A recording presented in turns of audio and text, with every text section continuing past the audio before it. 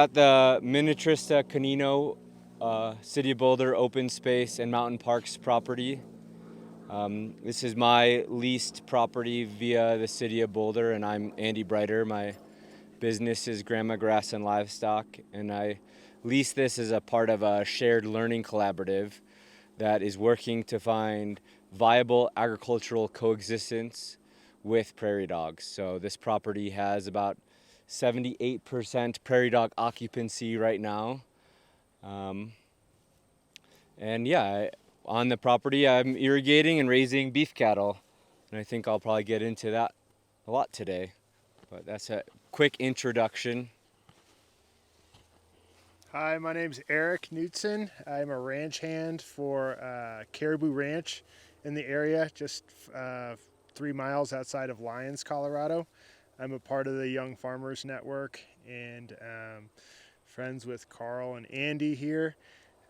We raise Angus cattle on our property. We're a vertically integrated operation, so cow, calf, and we also put up hay, and our end product is grass-fed beef.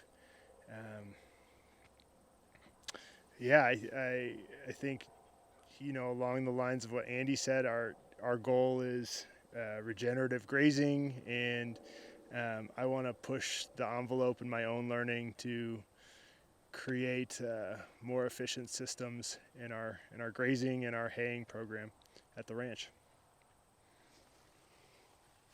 I'm Karel Starek, and I'm with the Golden Hoof. We are an 11-year-old farm that started as a restaurant up in Ward, Colorado, where we were serving local food, and decided that we wanted to get in the production side of things and source and create the best food possible. And so we've been raising sort of heritage breeds of beef for the last 11 years, as well as all sorts of other livestock, and very interested in regenerative grazing and seeing the land improve each year, because we just really believe that soil health is at the root of solutions to most problems. So I guess that's about it. Carl, maybe you want to discuss more how you found that to be your answer, and how soil health being the root to the problems, how you do that via beef cattle. And from there I'll go into more my story of how I got into it, because Carl and I very much align in our stories at some point, and Eric can share more of his after that. Yeah, I think Alice, my wife, and I, we mostly were interested in good food from the perspective of our own health. We both are old enough to have experienced poor health, and once that happened, started questioning the industrial food system, especially processed foods, and wanted to, and we were big consumers at the farmers market, and realized that we can probably grow things better than what we can buy in just about every category of food.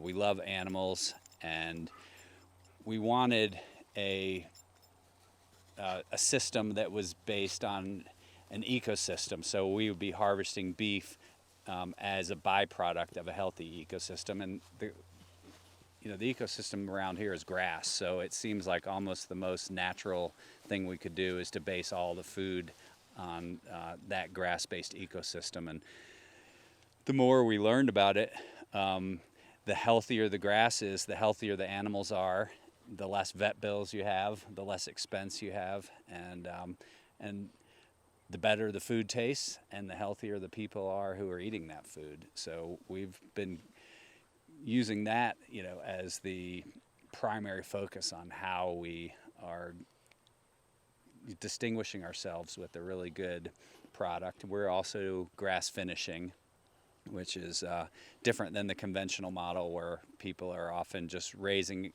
animals for part of their life and then selling them as a commodity. And the grass finishing is, presents a lot of challenges, and you have to really work with the land and figure out how to help the land do better, and then we all do better. And at some point along that journey, I was working for Karel and Alice in terms of them accomplishing that, and I learned a lot of what my education has been from working with the Golden Hoof and their grass finishing techniques. I really got into agriculture via a love of food, similar to what Karel is saying, more from farm to table, Alton Brown and Anthony Bourdain, and then really got curious about food more than just what's on the table. And I watched Alan Savory's TED Talk that talked about holistic management, especially in our arid climate. And I was living actually just outside of Chicago, but looking to get out of the rat race at the time, and did not like living in the city, especially in wintertime. And took a job out on a beef cattle ranch. It was a cow calf and stocker operation, and we can talk more about the details, especially because Eric is fully vertically integrated. And just started learning right then. That was really in-depth education for what the commercial operations look like. They were a little bit more than just commercial. Very smart and curious old-time ranchers who moved their animals around once every couple months, which was really good for a conventional operation, and really provided a lot of curiosity and training for me. And then I got to decide to move. I wanted to move closer to the table because that was very far from the table. And I worked for Karel and Alice for 3 seasons and learned more about the table itself and where our food comes in relation to that. And at a certain point, I was ready to try to start my own operation and dealt a lot with land access issues, figuring out how can I actually afford to ranch in Colorado, in Boulder County specifically, where land is super expensive. So I've kind of figured out a way to get into the side door and really focused in on the ecosystem services side of things, focused in on the how do we deal with lands that are 78% prairie dock occupancy, or lands that are degraded and out of their full force in terms of grasslands, to actually bring them back to it, because those are the lands that the more experienced farmers don't want. So that's where we are now, is on one of those properties. This was an unleased property, and for my second year of operation, it has actually allowed me to have an operation. I'm not fully integrated. I run a herd of cull cows, which are older cows back there. So they've all had lives on ranches before, and they, for whatever reason, were sold by their previous ranches. And I use their lives. I work with their lives to really bring back the land in different ways. And as I'm doing that, trying to sell some of them as grass-fed beef, because even though they might not be comparable to a fully fattened steer, they still come out with really good flavor and taste to them and make for good, healthy products for our community.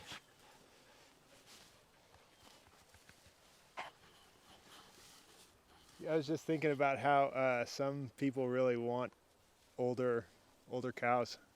Like in Europe, I think there's a big trend towards older cows for food. Yeah. At Karel's place, he butchers older cows as well. And I think we had one taste test with one of the cows, Shasta. And I think the processor actually called Alice. And that was while I was working there, and said, there's something wrong with your animal, because the fat was almost green. It was like yellowy green. And they're like, there's something, because they're so used to the white fat that comes from corn-fed animals.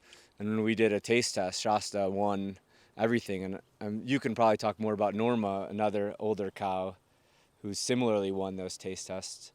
But I heard Dr. Alan Williams from Mississippi State say that in a taste test, if you have grass-fed, grass-finished, corn-fed, all variety, almost 100% of the time, the grass-finished animal will finish first, and the grass-finished animal will also finish last. So there's just a huge variability with those animals, and maybe the older animals have better flavor when they're not corn-fed. Yeah.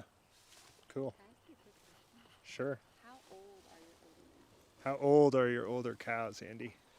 So these cows were bought from the Brush Livestock Exchange, which is just a cattle auction, where literally they run the cows through 1, 5, 10 at a time, depending on various circumstances of what the cows look like. And you have about 10 to 20 seconds to bid on the animals, and then you have a bidding battle with another person raising their hand, and somebody's talking really, really fast saying, we got, this animal for 65 cents, up to 70 cents, up to 75, and then calling it out. In that situation, they don't tell you how old they are, really what's going on. You kind of have to make a judgment for yourself. So I was telling Eric before, there's a couple animals out here that I think are over 10 years old, a few of them between the 7 to 10 year range, but I think most of them are actually between 4 and 6. And actually the average cow, which a cow is female cattle that has actually been bred, that has actually calved, the average cow across the nation's herd is about 5 years old. So most cows don't really last that long because their productivity is rather low, which actually works out well because these animals have grown, they've calved, and for me, like Karel was saying in terms of grass feeding the animals, they're also older, so they're a similar age to maybe I am right now, where I'm at a healthy point in my life where you can get by in degraded pastures and still produce. I can get by in degraded pastures for a few years, but Cool. when you get older, you need more things, or when you're younger, you need more Yeah. more nutrition. Yeah. Cool. So Eric has a little different story as well. Yeah. He's working for a ranch here, and you can tell much more about it than I can. So my journey started. I guess when I was young, I helped my dad in the garden. I loved harvesting potatoes with my dad, and he loves to tell that story like, "Oh, I'm responsible for Eric getting into this stuff." So I'll give him credit for that. From there, I grew up in this area, and this area is privileged in the world of food. We've got good food in this area. I moved to Hawaii, and I was working on farms out in Hawaii, mostly picking fruit and coffee beans. I worked at a community garden with kids where we grew vegetables for a food bank mostly. And then my journey took me back here to Colorado from Hawaii, and did some different things work-wise, but ultimately landed myself at Caribou Ranch. Kind of not really intending to get into cattle and ranching per se, but it just kind of worked out. And it's taken me on a cool journey. I'd say I love the challenge of learning all this stuff that we have to do every day to take care of these animals. I mean, they don't need that much attention, but it's all the infrastructure, I think, that supports them, and especially in this climate, we have to feed them through the winter, and so much of what we do at the ranch, encompasses making sure that they have food in the summer. So that entails irrigating and fencing and managing our pastures and making sure our grass stands stay healthy, improving the soil, things of that nature. And then the second half of the summer is basically dedicated to getting ready for the wintertime months where there's not so much growing green grass in our pastures. And that also includes calving season where the cows are having babies. There's also branding events and slaughter events. So there's something different every day at our ranch, not to mention all of the little stuff like breakdowns and welding projects and just all the general maintenance of equipment for the ranch. Big picture, I think what keeps me in this ranch culture, in this ranch community, in this is a quest for knowledge to be a better steward. It's my opinion that the climate is changing, and the soil health is changing, and I want to be a part of it in a way that that leaves the land in a better place after I've been a part of it. And I'm learning how these animals are stewards, how I'm a steward, and I get to enjoy all the accessories like dogs and horses and everything that comes with it. So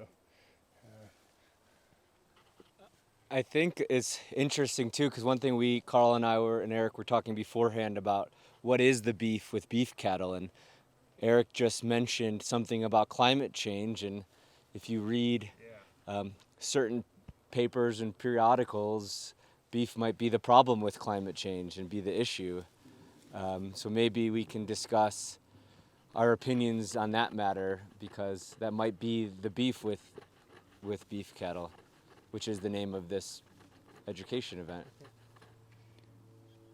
Well, I think that there's very strong messaging out there in the food system against beef cattle, and has to do with the message that the best food system for the earth is one with very few animals in general. And I think it's a very self-serving message. Unfortunately, there's a lot of money behind that message, because the alternative to animal proteins is processed food, which is where the money is. There are a lot of people sort of trying to unpack that messaging system, and one of the little phrases that we use is, it's not the cow, it's the how. And a cow is a tool that can be used to build ecosystems, just like the bison built the prairies, which we then came and ruined by plowing. Yeah, I think there's the conventional beef system, which certainly it's a commodity system, and therefore it's about being the lowest cost producer. And it also tends to have a short-term mindset. And when you're thinking in the short term, you're often thinking about utilizing the resource that's in front of you. And if you look at the grass right here, the cows have already left here, but they didn't finish their dinner, so we didn't fully utilize it, which is kind of the conventional mindset. You use it up as much as you can, but cows can also be used to build capacity for the future. Right. And that is what Andy is doing right here with these fencing. And he got the cows off this grass while there's still leaves to photosynthesize more. And because of the way that grass grows, there's an exponential phase. It starts off slow, then it goes really fast, and then it starts to taper off. And once it tapers off, you bring the cows in and you knock it back, but you only take about half of the leaves, so that you still have photosynthesis, and you just keep repeating that exponential growth phase of the grass, and you build capacity, and that's what's pulling carbon out of the air and putting it in the ground. That's what's building soil organic matter. It's what's building health in the land. And one of the beef against beef is that they're a very inefficient source, and that's really by design. 80% of what they eat comes out the back end. And if you think about their role in the ecosystem, it's to complete the cycle of life. And they do it in a way, ruminant animals do that in a way that no other animal could do it, and that the grasses would suffer without the ruminants on it. And the alternative is for us to get out there and mow it, but we can't do as good a job as the cows can do. I mean, they're basically compost piles on legs, but inside their rumen there's no winter, there's no drought. The microbes in their rumen are working for us 24/7, 365, better than a compost pile. Better than the microbes in the soil, which freeze out in the winter and can't do anything. These guys are completing that life cycle for us year round, and without them, we'd be in trouble, just like we would be in trouble without the bees. So to denigrate the role that they can play in, building ecosystems is probably at our peril. And I think that is interesting, especially in our Boulder County climate, because we only have so much rain. I mean, even it's raining right now. Those on our video probably can't really tell that, but it's going to account for absolutely nothing in terms of what the utilization could be from the plant's end of things. So we need to be aware of how much water does different plants need, such as grass versus trees versus vegetables, and where do we actually live, and how do the animals utilize that. So like Karel was talking about efficiency, these animals eat what Mother Nature is providing through sunlight and through the minerals and water that is there, and can do so in an environment that, as Alan Savory and other folks would say, is a pretty brittle environment. And I also do want to say, it's interesting, Karel pointing to the ground right here, because this was me hitting the ground, the area really hard, because you can see just between the 10 or so feet between the camera and us, there's 1, 2, 3, 4, 5, we'll count that, 6 piles of poop there. So it's really compacting them almost at a level of 100,000 pounds to the acre, but then they had to move off right away so that there could be all this load of poop and nitrogen to start to break down the material, but we don't need to completely take the plant's photosynthetic ability. Yeah, and they're not going to eat this grass like a lawn. You get a lot of people who think that they can switch away from their lawnmower and still have a nice manicured lawn, but the cows are smart enough not to eat where they manured the field already, so it is going to look a little different. And part of getting used to regenerative agriculture or organic agriculture is getting used to something that looks a little less scrubby Dutch and a little less tidy. But this is what inoculates these fields with microbes and biology, and creates opportunity for the grasses to really fill in and do good work. There's one, I think there's just one other thing that if you're thinking about cattle for the first time, that often gets misused is people talk about mob grazing. And people think that whenever you've got them sectioned off in a small area like these cows are, you call that mob grazing. But that's really a different thing that they're doing. What these cows are doing is building capacity in the land. Mob grazing is more like a renovation. If you've got a really degraded piece, and Andy's done some of this on another parcel, where it's just covered with weeds and you need a total reset. You could either get in there with the plow and reseed it and bring in all sorts of compost and fertilizer and try to restart it that way, or you can mob graze. And what's the figure of pounds per acre that you need for mob grazing? The technical figures are 100,000 pounds per acre up to 250,000 pounds per acre. So the way you get those numbers is you find out how much your cow herd weighs, and you section them off to an area that divides out to 100,000 pounds per acre. So you could do that with a single animal if they're really tight and can't really move, and then you quickly move them to the next area and the next area. But you don't necessarily need a herd of 100,000 pounds or 250,000 pounds to do that. You just need to fence them off and move them. And part of the issues even to get to that is, where is your water sources coming from and how does that actually work? Because for me, this is relatively bunching them tightly, but my water source is all the way at the end. So because of that, they're having to move back and forth and having to have the other end open up continually. So you can't necessarily keep them as packed for as long based on water sources. And then it starts to be a question of, is it worth hauling water here? And what does that actually mean? And are they still doing the job that they can without that? And there are various other things, but it's 100,000 to 250,000 pounds. And the technical term, I think, is high intensity stock grazing. It's also much easier to make mistakes with that kind of grazing. So it's not really a beginner strategy, I don't think. But there are times when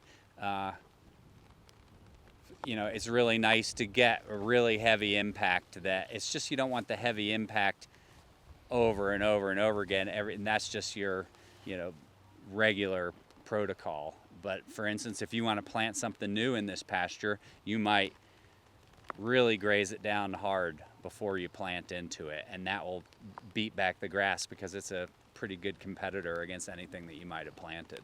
So One of the key functions to think about when you're doing any of this grazing is the stock density is cool and important and things like that, but the most important function for or thing to think about, for my opinion, is actually rest.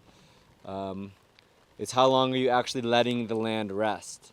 So by moving them in these small strips that they're in right now, where we're standing, we'll have probably, depending on how things go over the winter, but 200 plus days of rest. So 200 and plus days for the plants to recover. And depending on where you're at and what your irrigation is like, you want, and what the growing season is like, you may want up to 18 months. The ranch I worked at in Wyoming was really arid and high altitude, and you almost needed 18 months of rest before you could go graze that again. Other areas and irrigated parcels in the middle of the season, you can go to 30 days or 60 days. But rest is more important than anything else. And not to get too technical about it, and definitely want to give Eric a chance to weigh in here, but the reason for rest is the grass plants get their energy from a couple of sources. The main one being the sun. They also get it from the soil and the mineralization that's in the soil. And the other way they can get energy is from their storage in their root systems. So if you graze it and you take away the grass's ability to photosynthesize, it's going to use up its energy from its root system and from the minerals and the soil health that's there. And then if the grass plant starts to regrow, using up its energy source from its root system, and you graze it again, you've greatly diminished its capacity for regrowth. And you continue to do that, you continually to kill the plant. So that's why rest is super important, is you need to allow it the chance to fully photosynthesize, fully regrow, to start to store more of its energy back into its root system, so that when you come back and graze again, it'll be ready to continue to grow. And when we're talking about carbon sequestration, as the grass grows, its root system grows, and as you graze it, its root system dies off and stores all that carbon that it's taken in terms of its growing into the soil, and it doesn't actually get released into the atmosphere again. So that's why too tillage is a problem, is because it's just releasing everything that's in the ground out into the air. But you continue to rest and repeat, you can actually, the theories at least, and I say theories because the science is pretty unproven to this point, or pretty non-stabilized as to how carbon sequestration really works. But that's the theory behind a lot of it. Yeah, good question. I don't know if you were going to talk about this specifically, but how did you think about how to plan this parcel in particular? Like repeat the question. Kara asked, how did I think about how to plan this parcel in particular? The simple answer is to be portable and observant to what your actual goals are. So I can adjust my plans because I have these electric fences, and I could observe and make those adjustments for the certain area. Yeah, and I think inherent in the question and Andy's answer is that we use sort of a holistic planning model, which involves balancing multiple objectives simultaneously, and to maximize one of those objectives might be to minimize another one. So if your only objective is utilizing as much grass as possible, it's going to be to the detriment of the land. And so Andy's trying to figure out how to do many different things here and find that balance and thread the needle, really.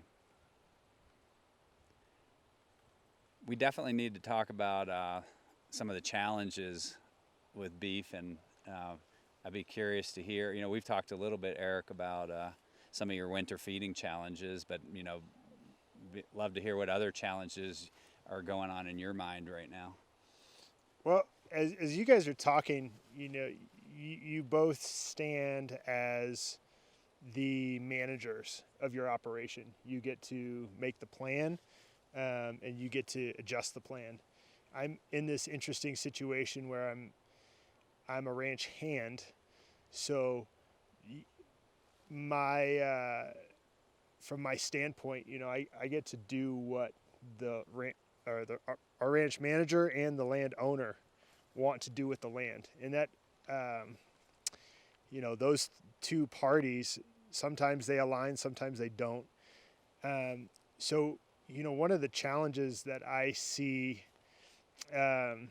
is the derailment between like what's best for the land and what is needed to make the operation work for itself. The owner of the land is looking at it from both perspectives of bottom line, financial, but also, he wants to, preserve everything. But, he's always asking us, so can you increase your stocking rate? Can you increase the amount of animals that you have on your land? And a lot of that, has to do with is our grass stand healthy? How much hay do we have to feed? And what are we capable of producing versus what do we need to be producing to meet our financial goals for that year? And I feel like, I've got all these cool people around me and cool ideas and whatnot, but really, my personal challenge is I got to go with the flow, and I have to learn from, in my case, I've got to learn from elders who have been, ranching the land that I'm on for the past 20 years. We go with their thoughts. As Andy's talking about sectioning up his pasture and watching the grass and whatnot, I brought that idea up for consideration at my operation, and my boss is like, "Boy, sounds like a lot of work. We're not doing that."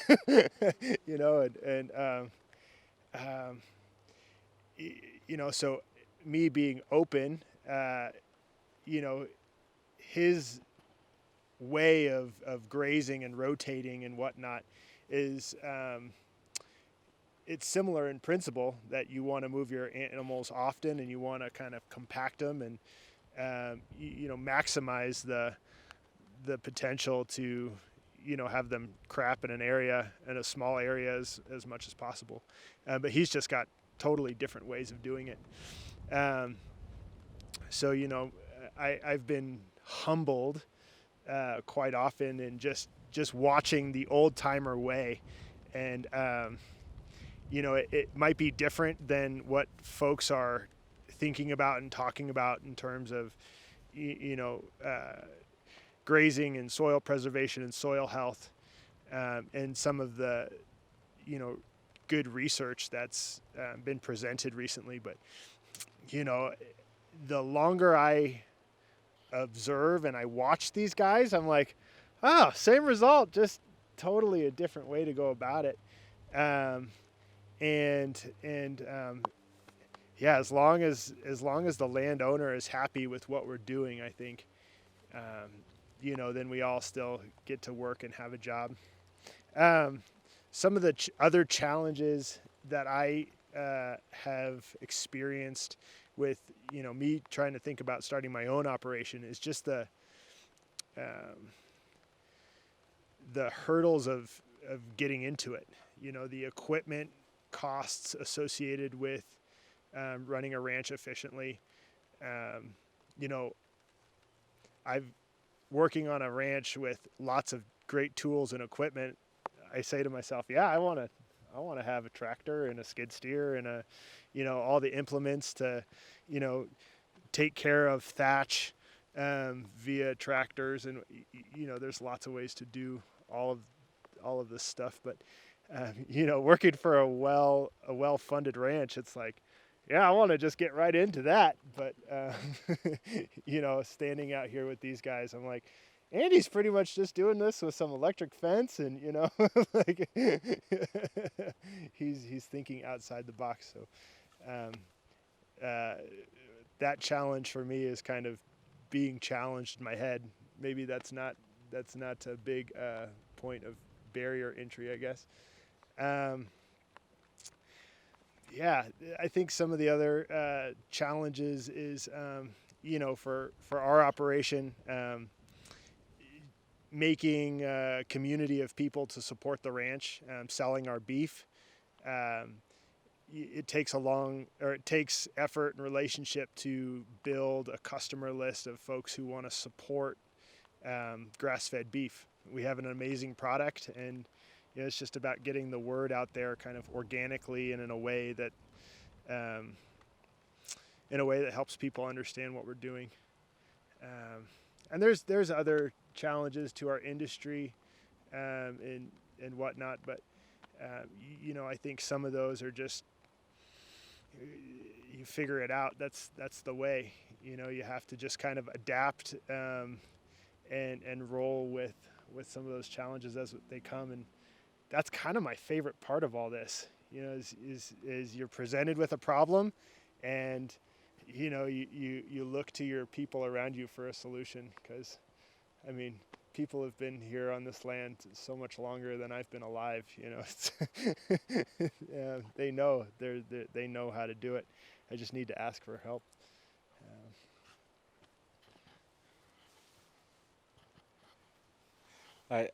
I do want to just respond to the equipment thing, because I think one thing that's really interesting from what Eric said, maybe it's in terms of his mentality, but also what his boss Rick's mentality is about, that's a lot of work. And it's like, well, haying's a lot of work. And I think that's one thing that for me as a new producer is that I'm sort of trading off certain work for other work and different expenses. Like, this is my version of haying, is to walk these fields and put up this fence, and can't afford to pay for the equipment, but I can afford to take a couple extra steps here and there. And I also say, like, in terms of responses to that, one thing that I've been super fortunate to have is the relationships and support that I've built to give me the tools, let me use the tools that I need when I need them. So I actually do have a business relationship with Karel right now still, and part of that is that I'm allowed to use some of the equipment for a certain period of time so I can have a long loading ramp. I've also been very fortunate through talking with NRCS and sharing with NRCS, specifically Sylvia Hickenlooper, who is now out of the Longmont office and in Greeley, but she played matchmaker for me and with my private landowner. And building that relationship with her allowed me to actually meet my private landowner, Keith Owen, who needed a young person to take care of his land and give him, who's 82 now, a little bit more new life to taking care of the things that he always wanted to, but he was getting old and tired and just needed some young blood around to help him. And that provides me with a whole tool shop of even just like a simple air compressor, something that I would never think would be like super important to buy. But boy, is that nice to have an air compressor that I can just plug in and turn on when needed. And that's a couple $100 purchase right there. And that stuff adds up a lot. And then continued relationships is when I was working for Karel and Alice, I got to meet Eric Fairley, who's my property manager here with the City of Boulder, and continue to work with him. So in terms of talking about getting in and the huge challenge that is having to buy a truck, a trailer, fencing materials, air compressors, welding tools, whatever, was building relationships to try to give myself a long loading ramp so that I can work on actually saying that I can afford to pay for this stuff because my business will pay for it over time. And for me, another challenge that I would briefly say within all of that is actually the size of these animals.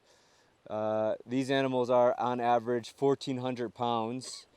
That's relatively big compared to the average cow, I think, on Karel's place, and probably similar size to your place. But 1,400 pounds to me is the equivalent of a 30-pound kid coming up to me and trying to move me. So when you think about it that way, a 30-pound kid, if I didn't want to move, the 30-pound kid is never going to be able to move me.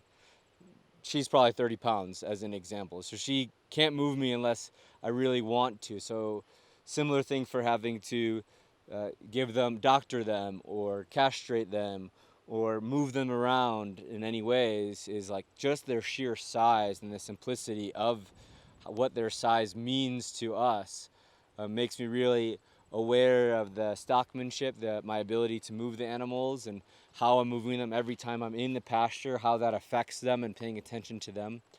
And then too, it makes me have to sacrifice certain things. Like I dealt with pink eye this year, which is another barrier in and of itself, because if I would have known what pink eye actually does for the herd this year, which is just kind of got to let it go through, is how I would deal with it next year. But this year was all stressors because I just new herd, new things. But even still, because of their size and the infrastructure, I couldn't just pin them down and give them the medicine that they needed to. I kind of needed to make a decision of, do I want to go full bore with giving them medicine for this continually every day until they get over with it? Or do I need to let it go? Because I think for a sheep, you might be able to treat them more consistently just because there's the size aspects, and for the cows it's a little different. But those are some simple challenges that I know I have faced. Yeah, I think we've certainly had challenges. One of them is to get to the right size herd that it justifies having a herd, from a revenue standpoint, and having enough land to support that size herd. I had heard, while I was taking a holistic management class, that it takes 400 cows in a conventional system to pay the salary for one employee. And I think that's part of the reason we decided to go direct market. The land base you need for 400 cows is pretty big. Very different on dry range land than it is on irrigated land. But even so, in Boulder County, the only way you're going to get access to the amount of land you need in order to have a viable business is through partnerships with other landowners, the city or the county, and you have to build competency in order to be able to have access to that land. And so, like Andy said, you may have to start off with degraded land or other types of things. And grass finishing is probably one of the harder things you can do in beef cattle. I think Andy mentioned that the best and the worst beef that when you're doing taste competitions are both grass-fed, and that worst one is a cow that wasn't finished properly, and they finished it because they ran out of grass or they ran out of hay, and then that's going to be a tough animal. And we're again trying to balance what's good for the land with what's best for the animal. We're trying to avoid harming the land, but that may be what makes that cow fat, because the best grass for fattening is that young, tender growth that's just restarting. And if you graze that, the animal gets fat, but you're harming the land. So, the trick is really in the balance. And, one of the reasons I was attracted to the style of grazing that we're doing here is because of the ability to optimize how much you can get from a limited land base. And in an ideal world, you have unlimited land, and then you have so much flexibility with what you can and cannot do. But when you only have 20 acres like what we had to start with, I needed to be getting the maximum amount of forage out of there, which went back to all these concepts of the ideal rest periods, but also leaving the maximum amount of solar leaf panels to be able to get the grass. I never wanted to stunt the grass, and and it's always hard to get the animals in there at the right time and get them out of there quick enough and rest it long enough. But at the same time, that's where you build a lot of intuition and competency. And I think one of the other challenges for me is you're dealing with a living animal and you want to do it well. The stakes are high. It's like raising a kid, and the animals pay for your mistakes. So I think the on-ramp, you have to have good mentors and you have to have good guidance. You have to have the fortitude and the toughness to be okay with making a few mistakes, but certainly not be okay with repeating those mistakes. And getting to a point where you can deal with all the different situations that come up, because every year it's going to be a different one, and one you probably haven't seen before, and it's going to require something you don't know how to solve yet. And so I love it, and it's a full commitment. I think with this regenerative ag thing, a lot of people are wanting to put animals on their land, and I see a lot of hobby people putting animals out there, and if you have unlimited funds and you just want to pay the vet and pay for the food and whatnot, you can overcome a lot of incompetence. But when you're also trying to run it as a business, you often don't have those things, and you have to be the vet, and you have to grow your own feed, and you have to grow it well, and it has to be good feed. It can't be bad feed. And there's a lot to learn to be able to do all that well.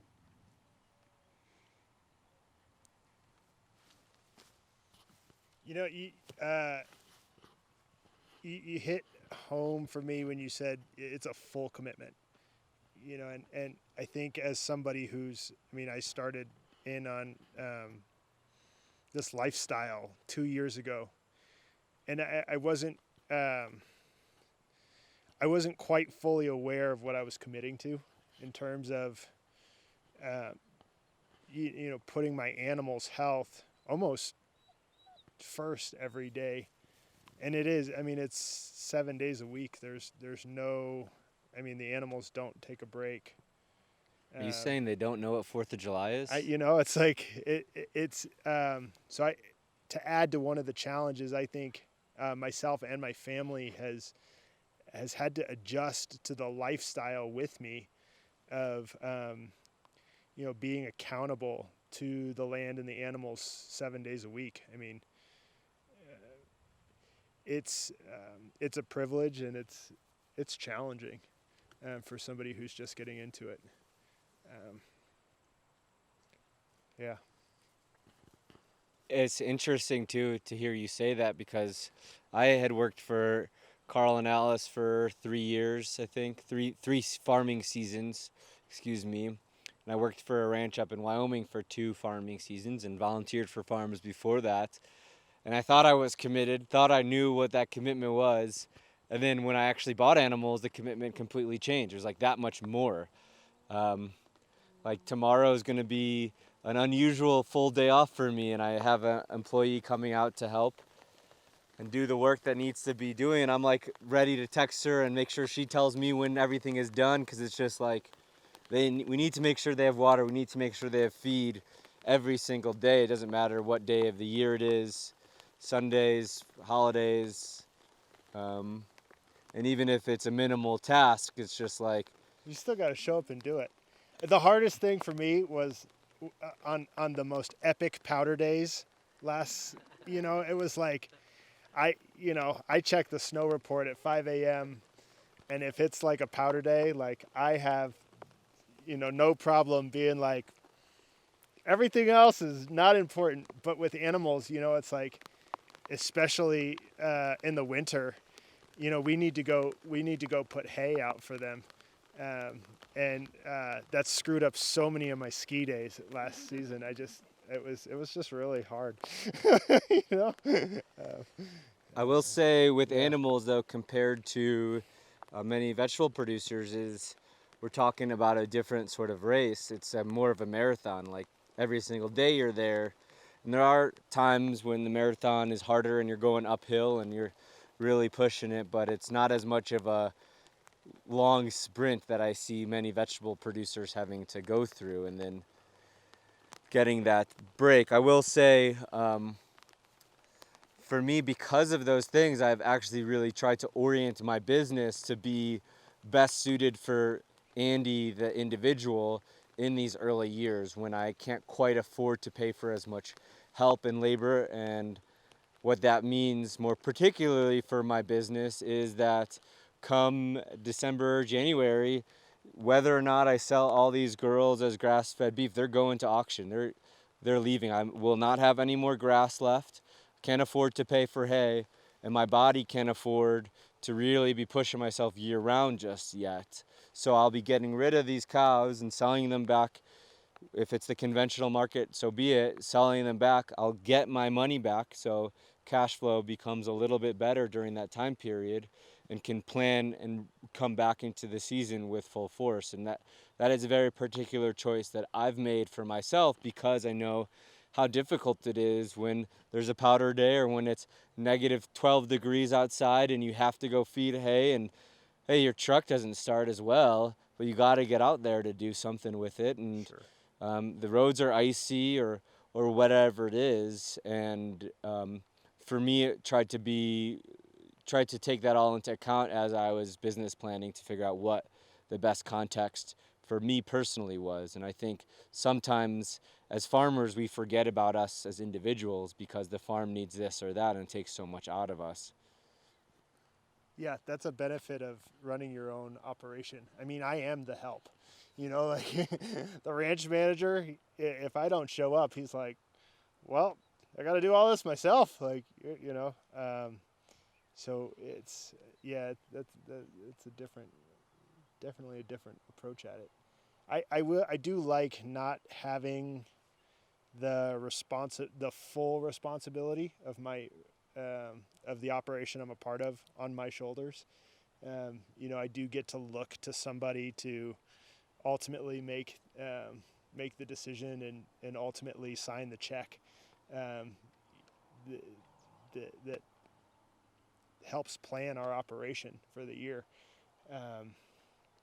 There is a certain amount of, it's a different kind of freedom for me. I still get to learn, I still get a paycheck, and I still get to be a part of something incredibly significant.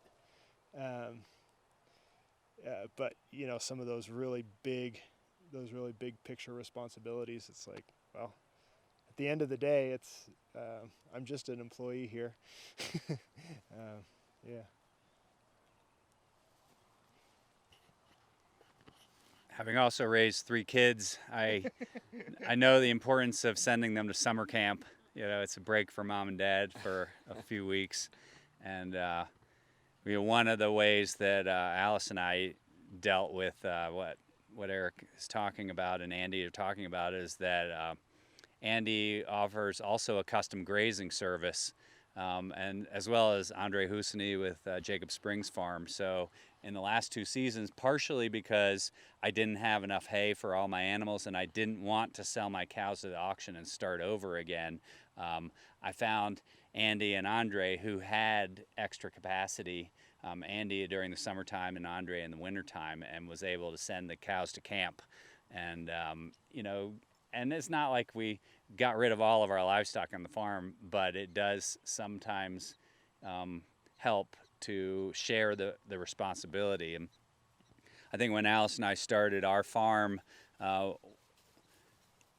we were consumers of farm products before we were producers.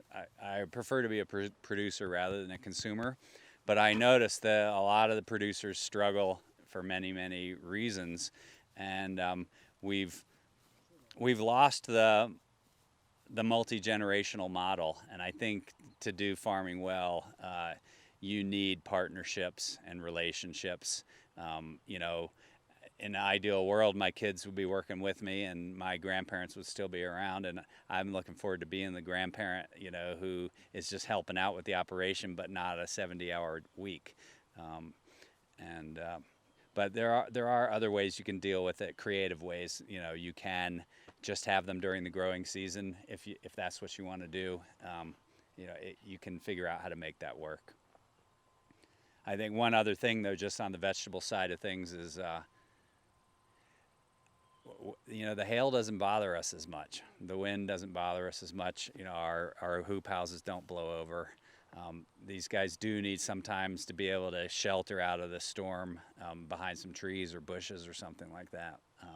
But for the most part, the grass can handle it, and the cows can handle it, and that's kind of nice to have that stress mostly off the table. So the question was, what models are we looking at for marketing, and as a new business owner, what are challenges to marketing, actually marketing the beef and making revenue for the business? And I think for me, there's a couple aspects to that. One is to vary the approaches to actually getting revenue. In 2021, which is the year that we are in right now, there's various customers out there that are separate from people who are buying your beef. What I mean by that is there's grant money available for certain things that you can do. So I've really done a lot of work this year to give myself ability to earn some grant money for different projects that I'm working on, so that I can not rely as heavily as having a grass-fed beef market right away. Additionally, speaking to that, I have a back that is relatively healthy, and there are farmers that need the experience that I have to irrigate their fields, or wealthy landowners who need me to run a tractor for them or things like that. So for marketing purposes, I've done a lot of work in that manner to make it so I don't need to market as much. You get to watch dogs herd real quickly. Butch. Lily! Damn it. That's gonna be fun. Thanks, guys. I almost want to pause to fix that. Maybe I'll answer the question and I'll go work on fixing that before it gets too late. But to answer your question in terms of marketing and tactics, I sell my animals, or will be selling my animals, by the eighth, quarter, and half share, so I don't have to deal with selling them by the cuts. I've also hired a fantastic graphic designer, Nelson Esseveld, here, who's helped me actually create and build the brand that actually is true to me and the work that I'm doing, so that we can better tell our story for what it is that is important about buying our meat. I think she's solving it herself here as the fence is off and she's actually blind. And we're problem solved. Yeah, I turned the fence off for us, and sometimes just having a fence on to just pop them back will stop them from running forward like that, and stop them from being able to walk over the fence. But I know this isn't quite answering your question, but I do want to also say that seeing how simple these fences are and how easy they can walk over them brings two sayings together, in terms of the first one being the best fence is a good pasture. I can have no fences out here, but I move the cows twice a day right now, really once on weekends. So they know the move is coming, so there's no reason for them to go find new pasture for themselves. And then also the grass is always greener on the other side of the fence, and moving them so frequently helps them not really care as much about jumping over a fence, because it's just like, I know I'm going to get moved soon enough, whatever. But that distracts from the marketing question. And I think one thing I do about shares and selling them by the quarters, halves, and wholes and things of that nature, which I hopefully sell to more retail customers than wholesale, and trying to figure that out, is that I don't have to worry about selling some of the offcuts. But I think one thing with that, and this answer is really not clear and concise, I'll blame the dogs, but I've noticed actually in my own self is I know how to move the animals, I know how to graze the animals, I know how to deal with managing of people and things like that. One thing I've never actually learned how until right now is actually how to make sales and actually sell my product, and it's something that I procrastinate on.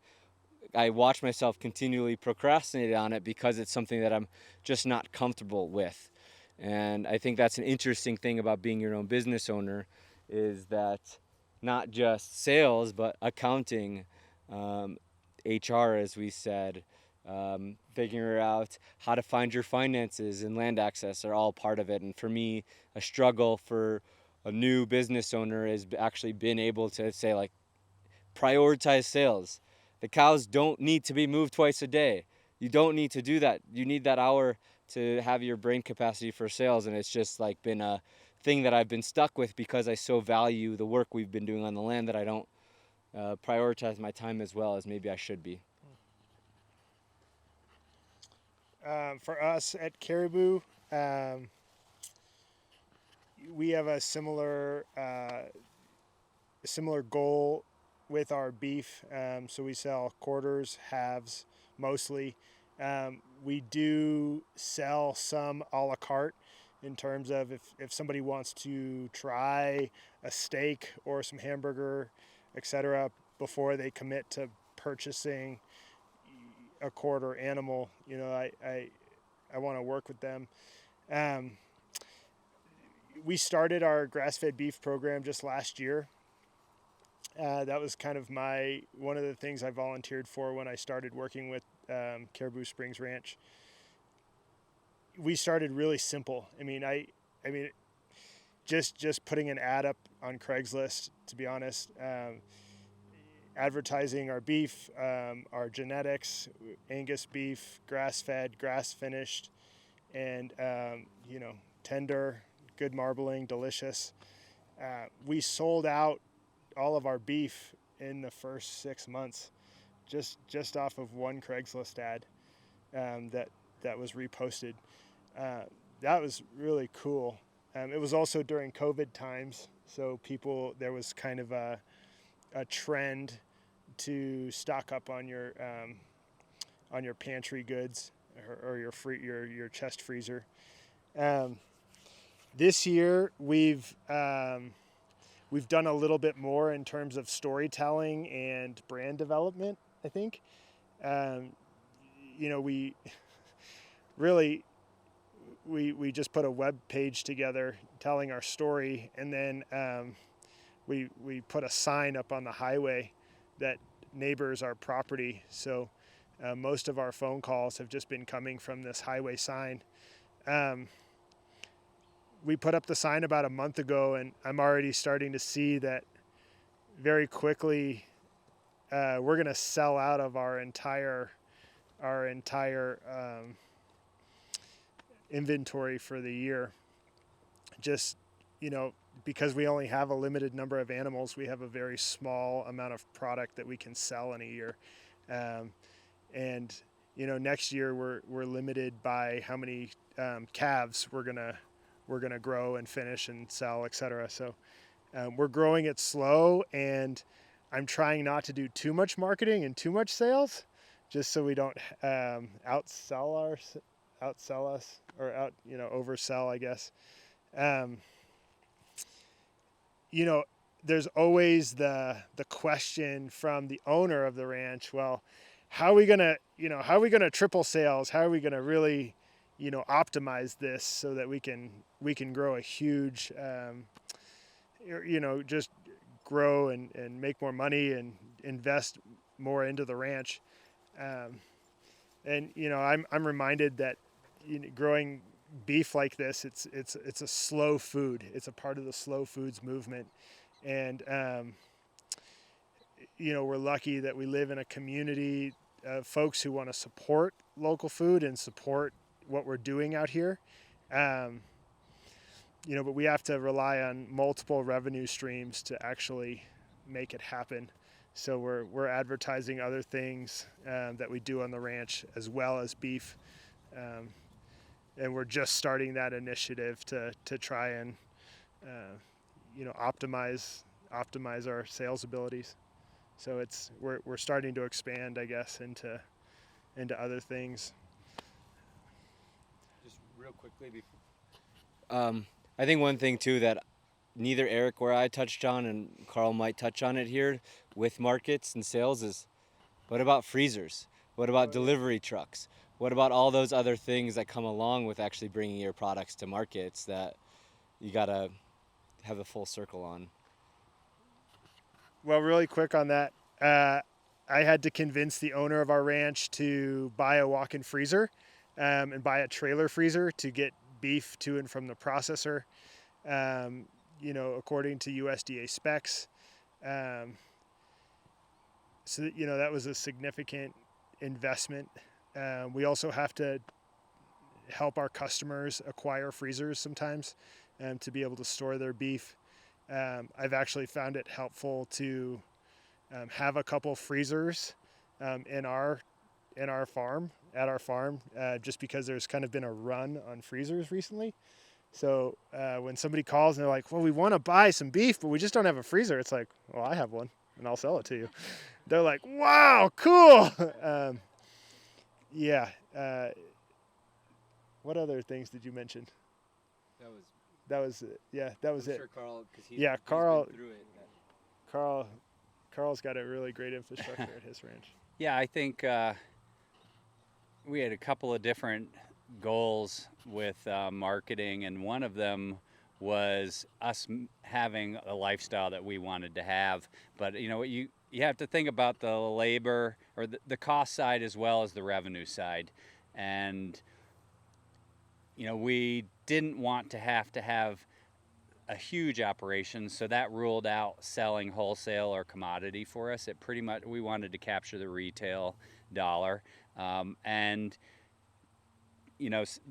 traditionally the custom exempt beef sales, you raise the cow and you deliver it to the butcher, and that's the end of your commitment there. You don't have to have freezers and things like that. And then the person who bought that cow, they technically bought a live cow or a half or a quarter, and they give the customer, they pay the butcher fee and they take it home, but usually at a wholesale price. So we kind of didn't want to do that. At that time, there was not a sanctioned way to sell cuts of beef directly to the consumer. So we formed a private club so that very similar to selling raw milk, we were able to sell an interest in a live herd, so that when we sold a cut of beef, like a steak or a pound of ground, that was essentially a management service we were selling rather than a meat product that needed to be government inspected. Last year, because of the pandemic, one of the state legislators decided to pass the Ranch to Plate Act, which actually made selling animal cuts by the cut straight off your farm, as long as it goes to the end consumer, a legal thing in Colorado, which is, I think in the long run, going to be a game-changing thing for marketing your product, and it allows us to capture that retail dollar. We're still sticking with the private model because we like to do value-added food as well. So all of our sales are contractual. The customers are their own inspectors for food safety type issues and regulations, and we leave the middleman with the government out of the equation. So no USDA or whatever, and we do all the slaughter on our farm. And we do have a lot of infrastructure with walk-in coolers and freezers and whatnot, but the customer gets a much more convenient product. They can get what they want when they want it.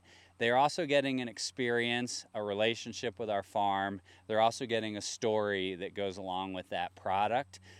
So in some cases, we're selling the product for more than what Whole Foods might charge. I think arguably a differentiated product when it comes to full transparency and knowing, that we didn't make any compromises in that product.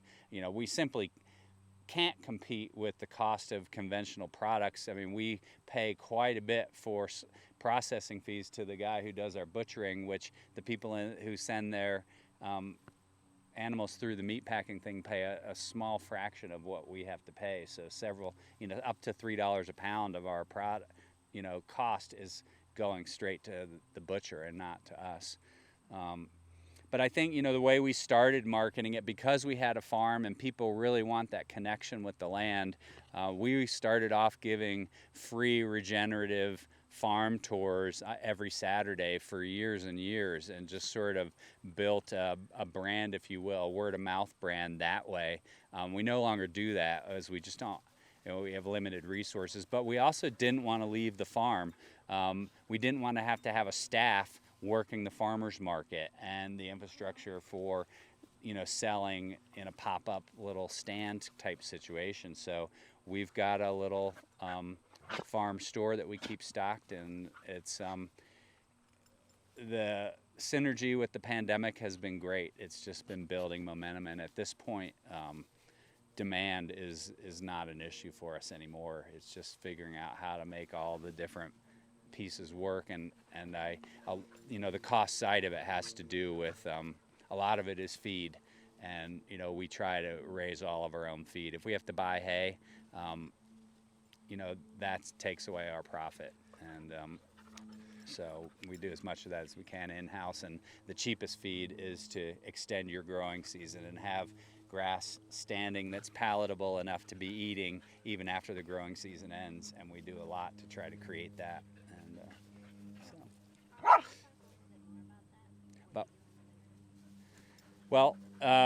growing season here is technically about 6 months or so, and our goal is to not feed hay for 6 months. So if we utilize all that grass that's if we have the same amount of cows as we can grow during the growing season, then we're going to be having expensive feed for 6 months. So first thing we have to do is have only about half of as many animals as we have grass that we are growing, so that we can either cut it as hay at a reasonable cost with our own cheap haying equipment. Nothing fancy like the air-conditioned cabs that Eric sits in, but even better than hay is to have the animals harvest it.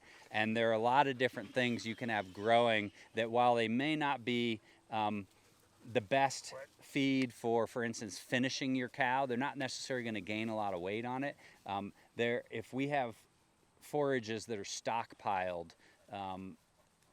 after the growing season or after the growing has slowed down, we can slowly work from 6 months of grazing up to maybe 9 months of grazing. Maybe we can get to 10 or 11 months of grazing. There are people doing it, and we do creative things too.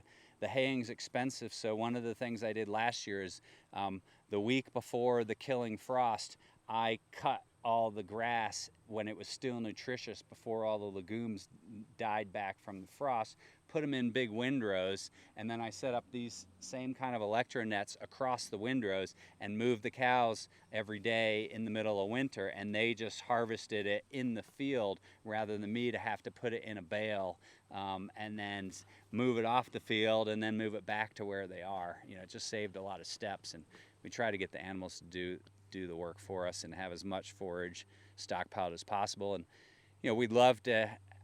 Different forages do better in the dormant season. There are a lot of annual crops. Even if we got to go in and glean somebody's field at the end of the season, a lot of that can really work with a few supplements to feed your animals. And I think that's where the partnership between the crop growers and the livestock people can really start to shine. I will be bale grazing for Kilt Farms this winter. He has land that he's going to renovate and turn into vegetable land, but he really wants to get the biology going there, so he harvested the hay from this season, and I'm going to go there and put the cows in pretty densely and have the cows eat that hay in the middle of winter. And he's got a nice water source at that time, and so then he'll be able to turn that land under, and it'll hopefully do better than it would if we hadn't gone through that process. And it's good for both of us. So. And just a couple of notes too on what Karel is saying. On average, for 1,400-pound cow, they eat $6.50 of hay per day, something like that. And that's in the Boulder County hay market. And our hay market is different than other hay markets because of who the other people buying hay are. And most other people buying hay in this market are wealthy horse owners who can afford to pay for that hay without an issue. We have had a very fortunate wet year for growing our own hay this year. And I don't grow hay, but in terms of in Boulder County, but there's a drought everywhere else in the country. So if you start looking at hay prices, they're going to keep going up and up and up. And to bring that here, it gets kind of expensive when you're competing with somebody who's buying hay for horses. So I think you'll see a lot of the cattle operators around here. The cattle is the secondary enterprise after the hay, you know. So, You know, on our operation, we put hay in the barn for our own animals, but we also sell hay if we need to. And then, you know, the third element for us is we have multiple ranches, and like right now, our ranch up in Montana, they need hay, so they're going to be you know, asking us for hay this year, and so we'll be trucking it up there, which seems kind of ridiculous, but you know, at least for our operation, we need to put it in bales, and we need to be able to move it around to service all of the different animals in the different locations. Me personally, I would like to do more of having as much winter feed on the ground as possible, kind of like what you were saying. You know, having it in the field and just putting up fences around it. It's just so much less energy input into it. then the cows get to do their job for the land. You know, we talked about the inefficiency of cows, which is really their strong suit. You know, you don't want your nutrition leaving the farm. Not that much of it's going to leave the farm in the form of meat, but a lot of it's going to leave the farm in the form of hay. Sure, absolutely. I mean, when you cut hay and just see it leave on a truck, it's like, well, there's all my organic matter that could be recycled back into the ground. Yeah, I would like to see as many closed loop systems in my future as I can. But yeah, watching it go on a truck it's hard. But it can be necessary. an economic thing you need to do, you know, to balance it out. Yep, sometimes necessary. We do sell to horse people. We sell to other folks in the area who have cows. We put in small square bales, and then we also put large bales, large 3x3s in the barn every year too. It's almost a blessing for Andy that he doesn't have hay equipment, I think.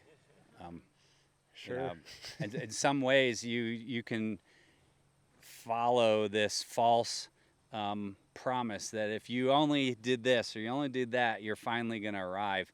And if you start off just trying to make it work with the bare bones, you might be better off in the long run. Well said. I'm glad I get to spend the time setting up fences and moving them around as much as I can, and I think it's better for all of us in the end, but better for my specific context. And the market for hay is probably better here and worthwhile to buy the equipment, but not at this moment. Well, I think there are a lot of small landowners around here, and you know, everyone, as soon as they see I have a hay equipment, you know, they want me to come hay their 2-acre field. And I think there's a little bit of a market there. You know, Sky Pilot's doing it with their sheep of grazing those fields, and all these people want their ag tax credits. It's the same as the hay market, and you know, Andy's talking about alternative revenue streams. You know, you can with your grazing animals provide a service similar, but potentially even better than cutting hay for them by coming in and grazing their land. So Sean was asking about the lease agreement that I have on this parcel, the City of Boulder open space and mountain parks parcel. So I guess not to get into too much detail, both the City of Boulder and Boulder County have designated agricultural land, and they each individually have different processes to bid on that land through a request for proposal process. They both have different criterion for which they use to grade proposals. A lot of that is on fit, and a lot of that is on experience. The City of Boulder's numbers used to be, they changed it this year, where you needed 10 years of experience running your own operation in Boulder County to garner the most points for your experience credits. So that for me created a barrier for my business to obtain access to land. And that was something that we, as the Flatirons Young Farmers Coalition, talked with the city multiple times about. And Jules Snar, Chris Corba, and myself all wrote a proposal for the city to say that here are various things we think you should do, and we're continuing to work with the city and the county to allow for more access for younger producers. So anyways, for me personally,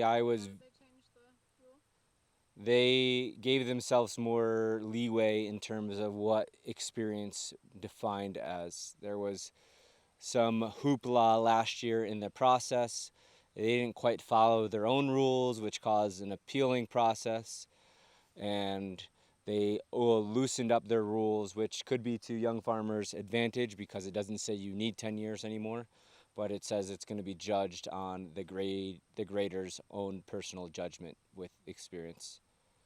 So, I mean, not to totally talk about it, I think that's actually to our advantage because it doesn't say like you need 10 years period at the end. You can talk about what your experience like is overall and whether that you have experience with a grocery store. That could count now versus before it didn't count for anything. And that's just the city of Boulders. So Boulder County has a different one. So there was more hoopla, which we live in Boulder, and there's hoopla all over Boulder in agriculture.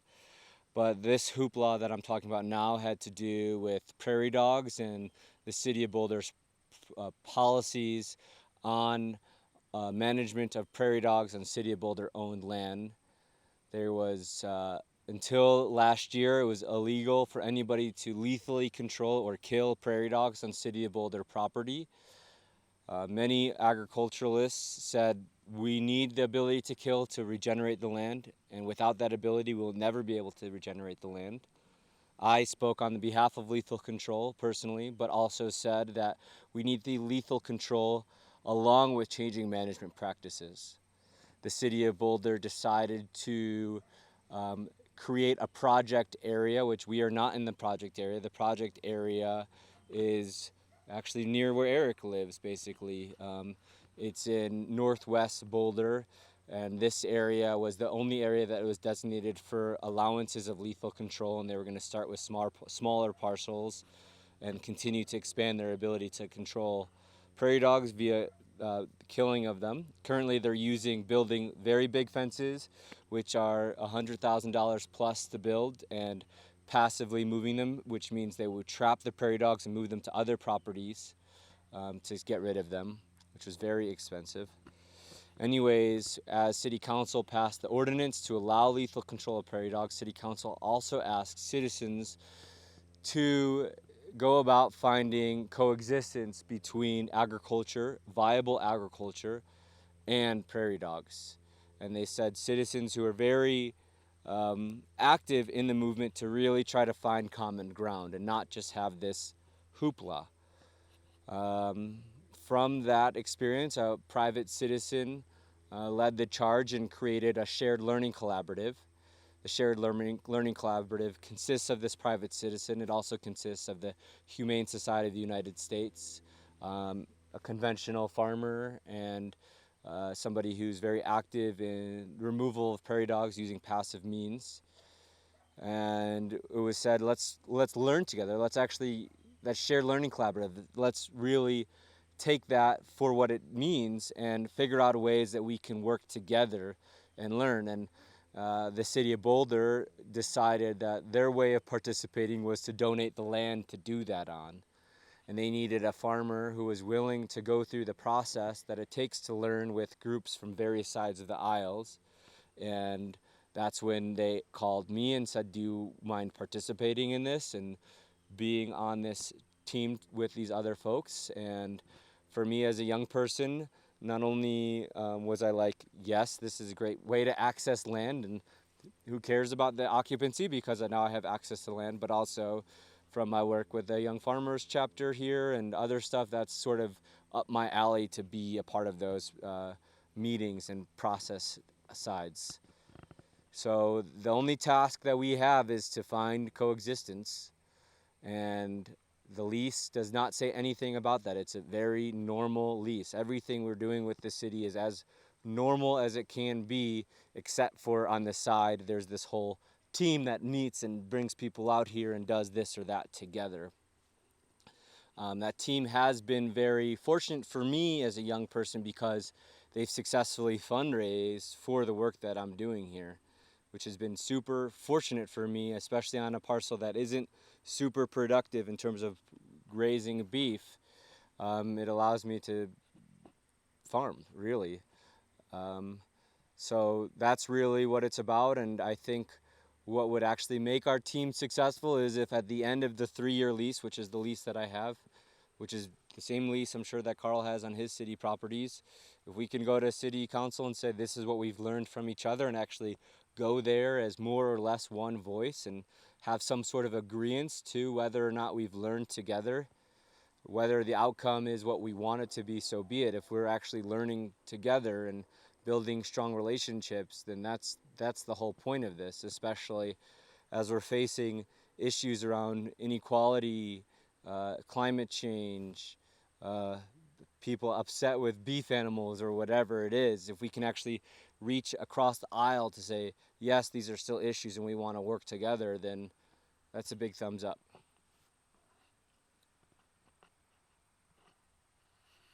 So we have about 10 minutes left, and so I wanted to give each of you an opportunity to take some time to talk about any remaining thoughts you have that you'd like to share, either around infrastructure, markets, challenges, business models. I'll let you take it over. I'm just going to prompt this time. I think the thing I'd share, just going off of what I just said, is where we are in being in Boulder County, which is a place that has a lot of advocates, a lot of people that want farm to table, regenerative food, blah, blah, blah. It's really important to me as a young farmer, as a first generation farmer, to try to use that to my advantage as best as I can and to really be aware of that. So for that in my business, I had somebody come out from the Boulder Watershed Collective on Wednesday, just simply to talk and build relationships, because I think that is super important as we move forward, whether it's for access to land, whether it's for access for other resources, whether that's for making sales or whatever. We live in a place that we have these tremendous resources of publicly held land, but we also have this citizenry that's really active, and I think it's really important for me as a young producer trying to find my way through it all is to try to build those relationships with that active citizenry to actually have a successful career. I think one thing we haven't touched on that, except for, I was mentioning the importance of competency.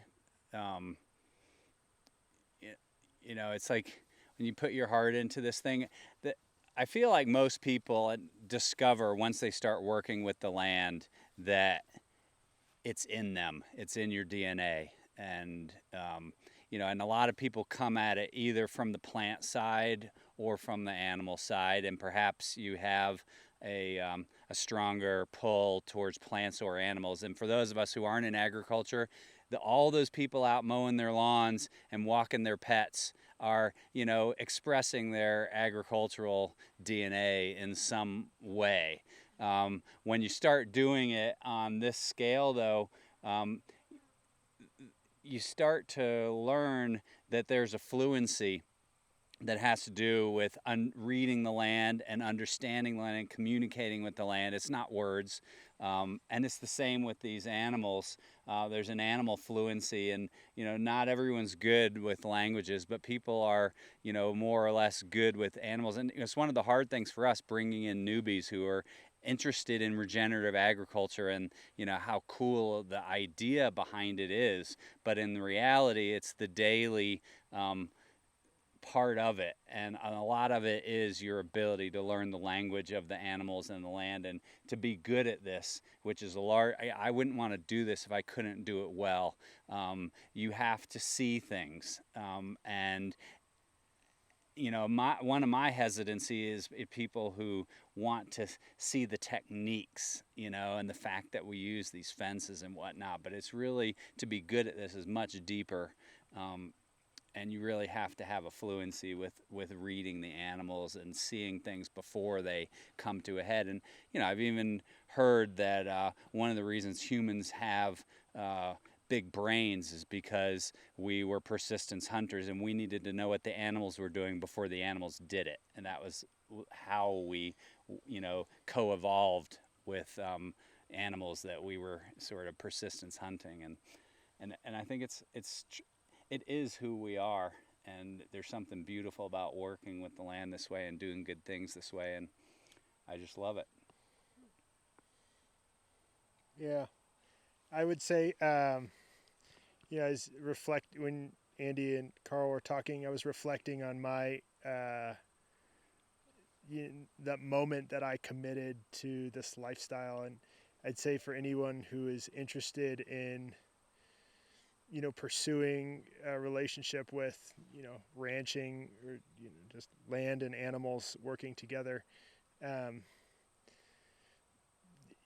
just start by showing up at a ranch and asking if you can be there, and just start learning from other people. I mean, there are so many different methods and books and podcasts and ways to gain this information.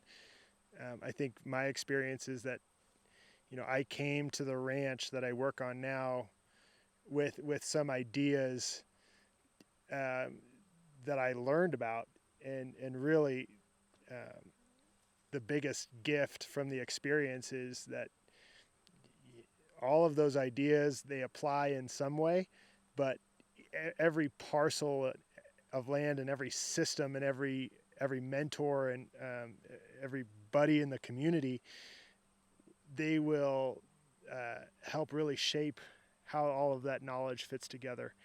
And I think the biggest privilege for me has just been to say yes. Yes, I'll show up and I'll do whatever is needed, and I'll put my best foot forward in giving care to myself and everything around me on the ranch.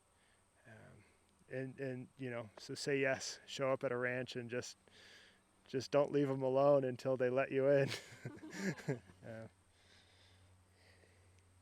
Thanks.